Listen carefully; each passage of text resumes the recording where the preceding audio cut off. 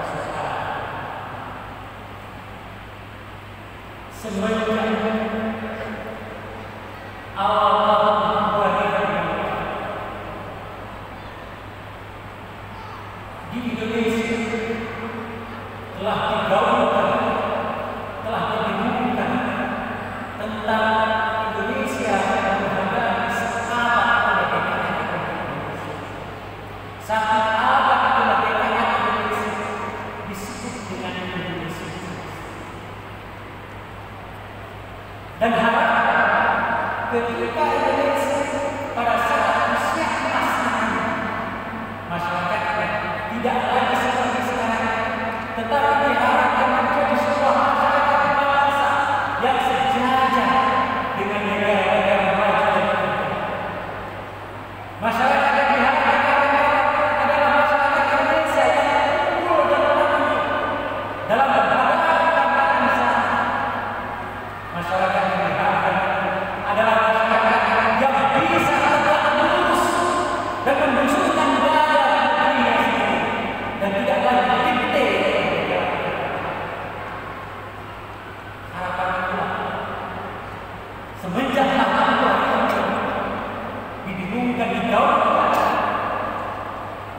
dan ini termasuk dalam rancangan pembangunan jangka panjang Indonesia pada tahun 2045 digambarkan adalah negara kaum muslimin sidang dan persoalan atau pertanyaan yang muncul pada saat Indonesia menjelang manusia berapa yang mengisi pembangunan Indonesia yang akan datang adalah generasi milenial, generasi Z, generasi Alpha, 3 generasi yang mewarnai Indonesia.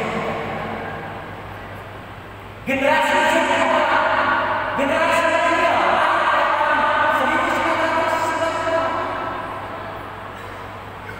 Kemungkinan pada saat Indonesia akan mereka pada saat usia yang akhir masa politik. Kemudian lahir pada tahun 2002 disebut dengan generasi milenial, generasi Z.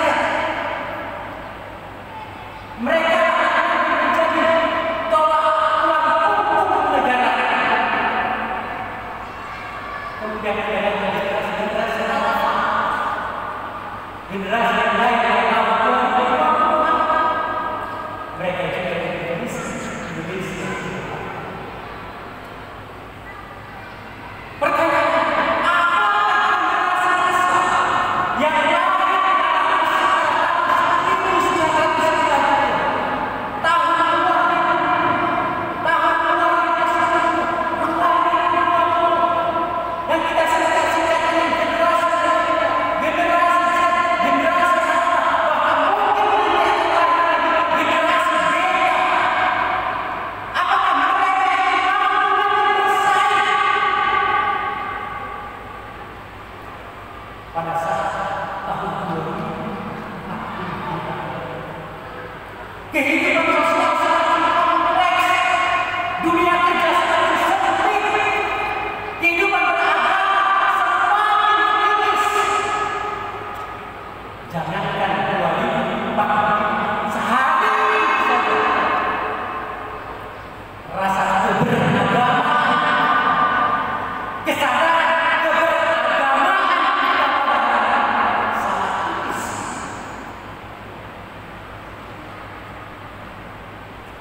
Diharapkan pada generasi ini bisa menjadi tolak ukur untuk melihat generasi kita hari ini menjadi ukuran untuk melihat bagaimana situasi Indonesia dan di daerah kita ini di masa depan. Tingkat keimanan bersama. Apakah keimanan kita sudah tertata? Keyakinan kita sudah terpatri dengan mantap? Soal ini sudah berhasil. Sejauh mana kita pengetahuan kita tentang ajaran? Sejauh mana pemahaman kita tentang rukun-rukun Islam, rukun-rukun iman? Dan sejauh mana pengetahuan kita bagaimana konsep pendidikan yang dilakukan? Apabila hal ini kita tidak benar dan tidak kita sadari, maka generasi Islam masa akan datang di daerah kita ini menjadi generasi sampah.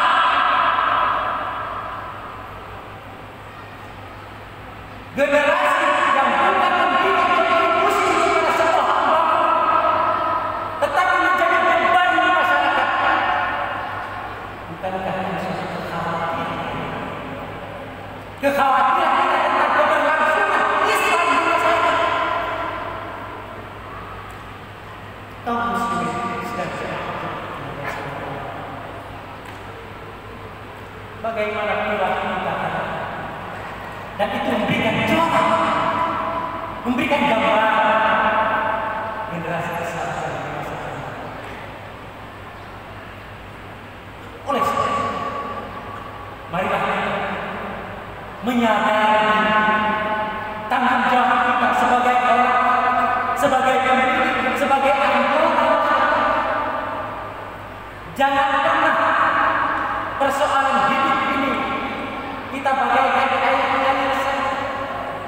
Itu pandangan-pandangan manis, itu pandangan-pandangan romantis.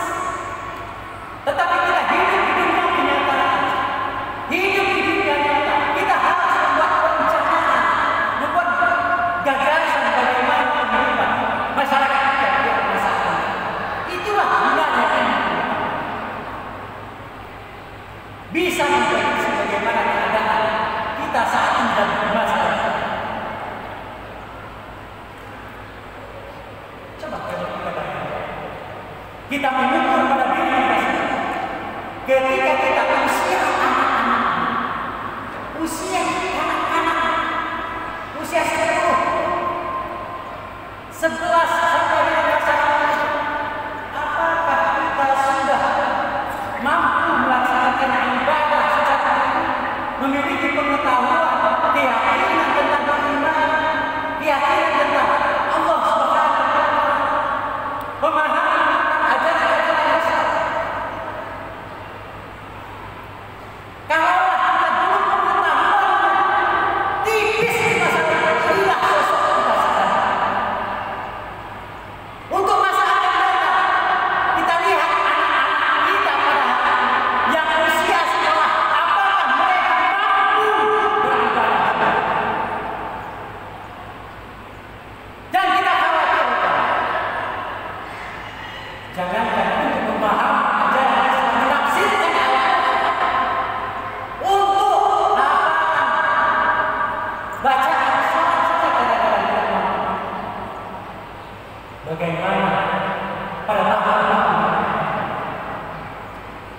bagaimana keimanan mereka di masyarakat kita, bagaimana akidah mereka di masyarakat. Ini kita harapkan sebagai orang. Jangan kita pertontonkan ketidaknormalan pada generasi kita sekarang. Banyak terjadi hal-hal yang di luar nalar terjadi di negeri ini, dan itu kita tonton pada generasi kita yang sekarang melakukan dosa berjamaah, dan itu kita tonton. Kaum muslimin sidang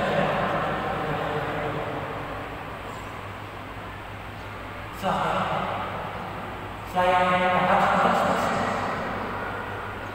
Kita benar.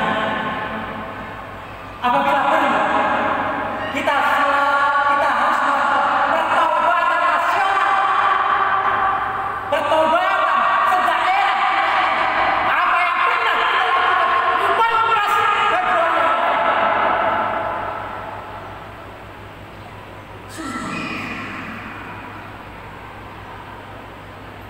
dan itu kita betul-betul apakah di masa akan datang mereka tidak semakin gila? Camkan kita benar, dan kita hadir kita sendiri yang mampu memperbaiki dan sebagai melakukan pertobatan dan berdoa agar Allah memberikan taufik kepada kita kemudahan. Bukankah Allah Inna Allah yughayyiru ma biqaumin hatta yughayyiru ma bi anfusihim. Allah tidak akan merubah suatu keadaan jika kaum sendiri tidak mau berubah. Ini yang menjadi catatan untuk di masa akan datang. Ilmu tidak cukup, harus berimbang dengan skill.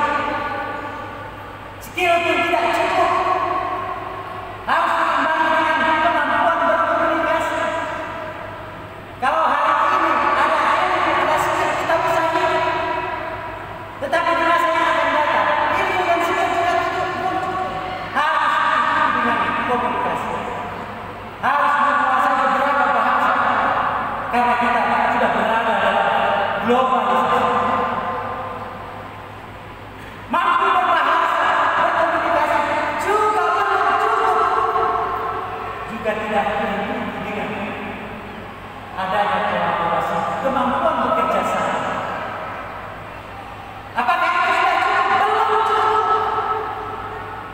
Untuk menjadi orang yang hebat dan berpengaruh di masa di Indonesia, harus kita memiliki kemampuan berinovasi.